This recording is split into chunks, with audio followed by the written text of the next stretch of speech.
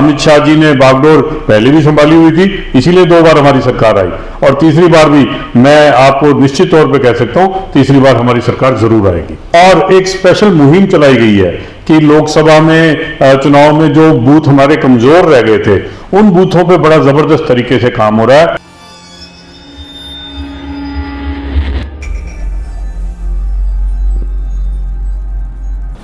नमस्कार, मैं हूं शकुन रघुवंशी और आप देख रहे हैं whitemirchi.com। आज हम आपकी बात करा रहे हैं शहर के निवर्तमान डिप्टी मेयर मनमोहन गर्ग से। मनमोहन गर्ग अपने कार्यालय में बैठे हुए थे बड़े आराम से।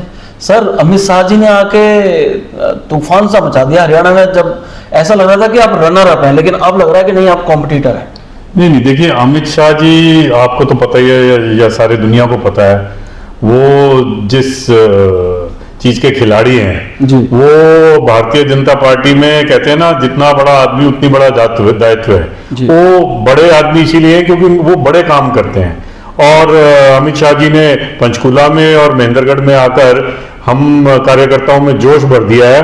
और संगठन की जो उन्होंने बातें करी हैं, संगठन वैसे तो हमारा पहले भी, क्योंकि 2 बार सरकार हरियाणा में रह चुकी है, इतना स्ट्रांग है, लेकिन उन्होंने अभी और नए मंत्र दिए हैं जिससे हमारा संगठन और मजबूत होने वाला है।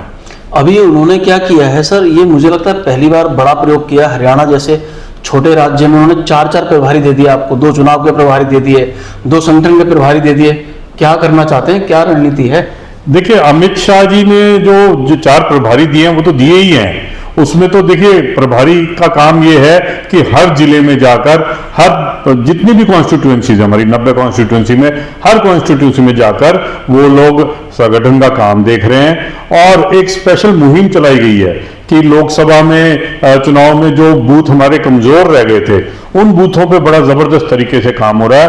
और ये अमित शाह जी ने बागडोर पहले भी संभाली हुई थी, इसीलिए 2 बार हमारी सरकार आई, और तीसरी बार भी मैं आपको निश्चित तौर पे कह सकता हूं तीसरी बार हमारी सरकार जरूर आएगी। आप बिल्कुल, अमित शाह राजनीति के चाणक्य कहे जाते हैं। तो सर, आपकी भी तैयारी है क्या फरीदाबाद विधानसभा से एमएलए के चुनाव में? देखिए, हमारे यहाँ तैयारी हर कार्यकर्ता की है। ये बीजेपी है, यहाँ पर पार्टी तय करती है किसने कौन सा चुनाव लड़ना है, किसको कौन सा कार्य दिया जाएगा। हम कार्यकर्ता हैं, अगर पार्टी कहेगी तो हम जरूर लड़ेंगे। नहीं, लेकिन दावेदारी तो सर करनी पड़ेगी। आप बचने की कोशिश कर रहे हो, आप दावेदारी तो आपको करनी पड़ेगी ना। नहीं, दावेदारी तो हमारी पूरी है। आप देखिए, मैं डिप्टी मेयर रहा और 5 साल डिप्टी मेयर रहकर मैंने जनता की जो आवाजें उठाई, मैंने जो जितने भी हमारे कार्य हुए, मैंने जितनी चिट्ठियां लिखी, लोगों की आवाज बनकर मैं उनके साथ रहा, लोगों को मैंने गले लगाया, और नेता जितने हमारे हैं उन्होंने मुझे गले लगाया, और एक ऐसा काम किया कि भाई डिप्टी मेयर जो काम करना चाहिए वो मैंने करके दिखाया। हाँ, नहीं, बात तो आपकी ठीक है, मैं उसका गवाह रहा हूँ। आपने बड़े से बड़ा अधिकारी नहीं छोड़ा, आपने चिट्ठी लिखने में, आपने कई बार पार्टी फोरम पर भी आपने इस तरह की मांगे उठाई, लेकिन फिर भी आप मेरी बातों का सीधा जवाब नहीं दे रहे। क्या लेजिस्लेचर में जाने से क्यों डर रहे हैं आप? नहीं, मैं बिल्कुल नहीं डर रहा। अगर पार्टी चाहेगी, मैं बिल्कुल तैयार हूं, और हर तरीके से तैयार हूं। अगर पार्टी मुझे मौका देगी और ये समझेगी कि मैं इस लायक हूं कि मैं चुनाव लड़ूं, मैं एमएलए का, मैं जरूर लड़ूंगा और बिल्कुल तैयारी से लड़ूंगा। क्योंकि मैं देखता हूँ कि शहर फरीदाबाद, जो आज दिल्ली एनसीआर में एक उम्मीदों का शहर है, उसकी तब जब आप चुनकर आए थे 14 लाख जनसंख्या थी एमसीएफ लिमिट की, आज वो करीब 1.5 गुना हो गई है। कम से कम 50% ग्रोथ तो उसमें हो गई है। दिल्ली बड़ी संख्या में यहाँ पर आ रही है।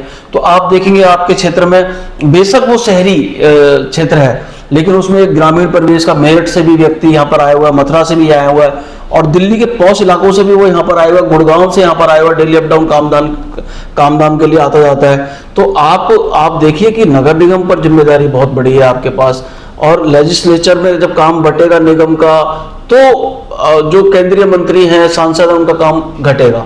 देखिए, फरीदाबाद जो नगर निगम है वो 5 विधानसभाओं में फैला हुआ है। इतने बड़े नगर निगम की हमने 5 साल मैं डिप्टी मेयर रहा हूँ और खूब जम के हमने काम किया है। मैं समझता हूँ हमारी फरीदाबाद विधानसभा उसके सामने तो बहुत छोटी है। कुल 2.5 लाख मतदाता वहां पर हैं। तो और हमें जो एक्सपीरियंस है, क्योंकि हम नगर निगम में रहे, तो नगर निगम में जो एक्सपीरियंस होता है, जनता को ज्यादातर काम नगर निगम से ही पड़ते हैं। तो मुझे लोगों की समस्याओं का भी पता है, लोग उन समस्याओं को कैसे निदान करना है, उसका क्या सोल्यूशन है, वो भी हमें पता है। तो कोशिश यही है कि अगर पार्टी मौका देती है तो जरूर हम तैयार हैं और हर तरीके से तैयार हैं। आपकी जो सीट है, ऐसा माना जाता है कि जो फरीदाबाद 89 है वो भारतीय जनता पार्टी की सीट है, तो इतनी सेफ सीट भी है। आप एक चेहरा, मुलायम चेहरा है पार्टी के, आप निगम को आपने लीड किया है, तो कोई कहीं से तो कुछ सुगबुगाहट आई होगी, कोई निशाना, कोई इशारा आया होगा आपके पास? नहीं, इशारा हमारी पार्टी में इशारा नहीं आता है। ये तो आपको पता ही है कैसे, कहां से निकाल के हमारे मोदी जी और हमारे अमित शाह जी और नड्डा जी कहां से निकाल कर लाते हैं। आप राजस्थान का एग्जाम्पल ले लीजिए, वहां के जो मुख्यमंत्री बने, या आप मध्य प्रदेश का एग्जाम्पल ले लीजिए, वहां के जो मुख्यमंत्री बने। तो ये हर आदमी को यहाँ पर चांस मिलता है। वहां भारतीय जनता पार्टी ही एक ऐसी पार्टी है दुनिया में जो छोटे से छोटे कार्यकर्ता को कहीं भी ऊपर बिठा देती है।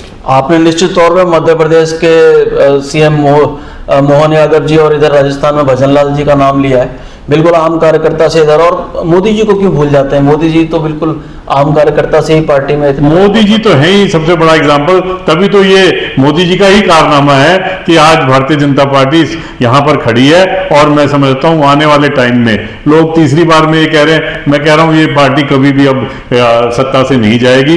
जिस हिसाब से मोदी जी ने जो नींव रख दी है, तो ये पार्टी अभी बहुत आगे जाएगी और बहुत ये तीसरी, चौथी, पांचवी ऐसे ही चलता रहेगा।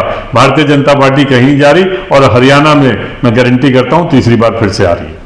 तो ये है मनमोहन गर्ग जी, जिनसे हम संक्षिप्त बात करने आए थे कि भाई हरियाणा में जो है विधानसभा चुनाव की रणभेरियां बज चुकी हैं, उल्टी गिनती शुरू है, काउंटडाउन चालू है। सभी पार्टियों में, दलों में और इच्छा रखने वाले नेताओं के यहाँ पर सुगबुगाहट बढ़ गई है, बायोडाटाज की गति बढ़ गई है। मैं उनसे जान रहा था कि क्या आप भी दावेदार हैं?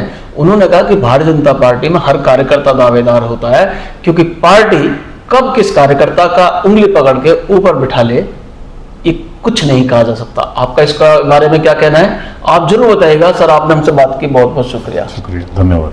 कैसी लगी आपको हमारी प्रस्तुति? यदि अच्छी लगी हो तो आप हमें सहयोग करें, सपोर्ट करें, हमारे सोशल मीडिया प्लेटफॉर्म को लाइक, शेयर, सब्सक्राइब करें। और आपके कोई सवालात हैं, आपकी कोई सूचना और समाचार हैं, तो भी हमें आप ईमेल और व्हाट्सएप कर सकते हैं, क्योंकि आपके सहयोग से ही हमारी पत्रकारिता को बल मिलेगा। धन्यवाद।